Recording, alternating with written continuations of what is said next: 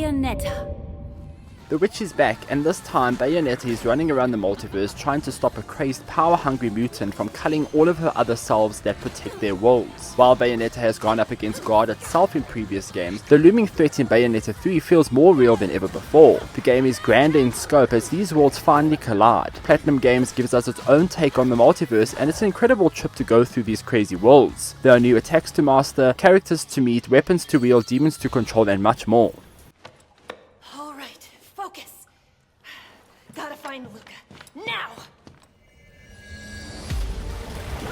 Bayonetta 3 starts out as one would expect. Each past game delivered an extraordinary intro, and the third game is no different. Bayonetta and her posse are trying to live a normal life until one day a new type of monster appears out of nowhere. This new breed is called the homunculi and is actually a man-made bioweapon. These creatures form shapes by combining humans into their bodies and come in different forms. For the most part, just like the demons in Bayonetta 2 and the angels in the first game, these homunculi act as the main enemies in the third game. It doesn't take very long for Bayonetta to get whipped up into a whole new adventure in order to stop this strange force from invading other universes and ultimately demolishing them to dust. The homunculi mean business, and the sheer scale of the ongoing war definitely comes to life in each and every chapter. To avoid spoiling any story content, I'm not going to discuss any characters in the game besides Bayonetta, Viola and John. I also won't touch on who Viola is. I'll just say that she has found her way into Bayonetta's world in order to ask for help.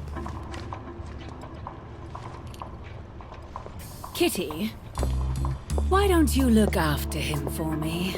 If you have played any previous Bayonetta game, you would know that it's all about kicking ass, watching demons devour other demons, and of course, it's over-the-top action. Somehow, Bayonetta 3 has taken the series' most iconic mechanics and revved them up even more. The already great combat system is now deeper than ever before, with the freedom to create your own playstyle. Each chapter in the game offers exciting set pieces that threw me into the middle of the action like never before. Not to mention, the story takes a wild turn now thanks to the addition of Viola. This means Bayonetta 3 has 3 main playable characters that are scattered throughout the game's plot.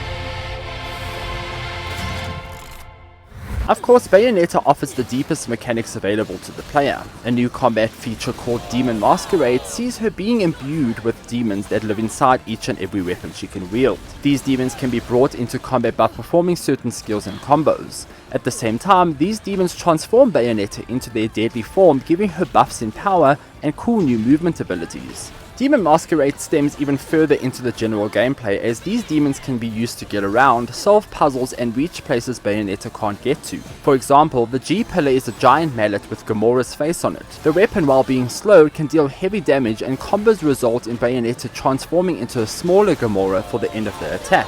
These last hits often deal the biggest damage and have the most range too. It gets even better. If Bayonetta has the G-pillar equipped, this transformation happens during other movements too. Sprinting around sees her transform into the demon, allowing her to leap and even hold down the jump button to charge up a massive leap that sends her flying into the distance. This makes reaching further objects so much easier. Demon Masquerade also helped a lot during puzzles, which I often had to switch to the right demon to in order to jump a specific way or even climb up a wall. Another example is the Ignis Araneo yo-yo, which equips Bayonetta with a flaming yo-yo that has sparks on it. However, this also transforms her into Phantas Marinea, a fire spider that can climb up walls and swing across large gaps using a web swing. These demons often felt mandatory in certain chapters when I was tasked to do something specific that simply worked better with a certain weapon equipped. I used the Ignis Araneo yo-yo a lot because the spider form ran a lot faster than most other demons, and the web swing really helped me leap across the lava, quicksand and other deadly gaps. Demon Slave is another cool combat feature in Bayonetta 3. It lets you summon specific demons into the battle and control them for a certain duration.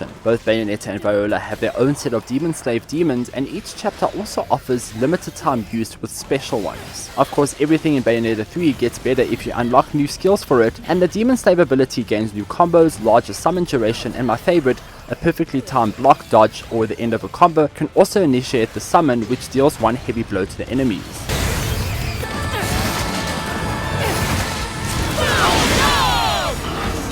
With all of that combined, Bayonetta 3 has an incredible combat system that has truly evolved in so many ways. Every new weapon meant mastering a new demon masquerade. Every new fight meant pulling off cool combos and watching as the homunculi literally burst apart in front of you. The iconic witch time dodge is still there, but now you can benefit from Demon Slave and Demon Masquerade features with it too. It all feels so natural and sort of like it should have been there in the first place. Viola plays out a little different compared to Bayonetta. She is limited in her equipment and Demon Slave ability. She also doesn't perform witch time, but instead can slow down time by perfectly blocking an attack. It takes some getting used to because the block button is differently mapped compared to the dodge button, and I could not help but press the dodge button instead of the block button. Still, her samurai sword and her Demon Slave offer a refreshing take on the combat and exploration in Bayonetta 3. If anything, the variety was nice to have. Both Bayonetta and Viola explore the game in the same way, meaning there's lots to see, collectibles to find, and even challenges to complete. Each chapter has been carefully designed to accommodate their playstyle. Jean, on the other hand, participates in a new spy minigame chapter.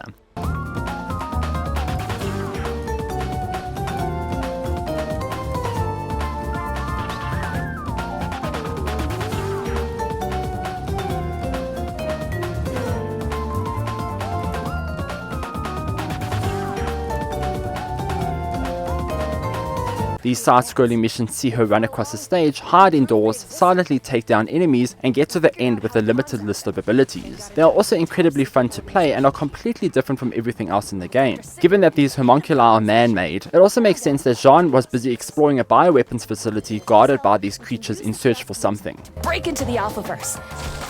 That's why you made the trip here.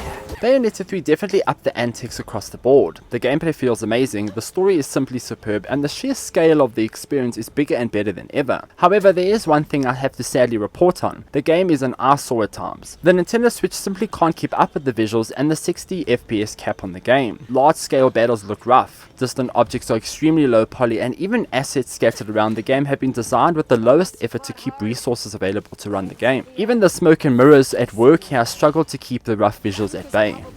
Outside of that, the game offers a good time. The chapters are packed with action, side paths to trade, optional challenges to complete in, and so much more. There are some really showstopper battles here to enjoy too that go way beyond anything the previous games have done, but I won't spoil that for you. Bayonetta 3 is just a damn stylish good game. It is fun from the moment it starts right up until the end and everything else in between. There's an extremely enjoyable action game here that you really shouldn't miss. And those are my thoughts on Bayonetta 3. Are you looking to pick the game up? Let us know down below. If you have any questions, also post them down below and I'll try get to them. As usual, please do consider liking and subscribing, and visit www.glitch.online for more Bayonetta 3 coverage. Until next time, farewell.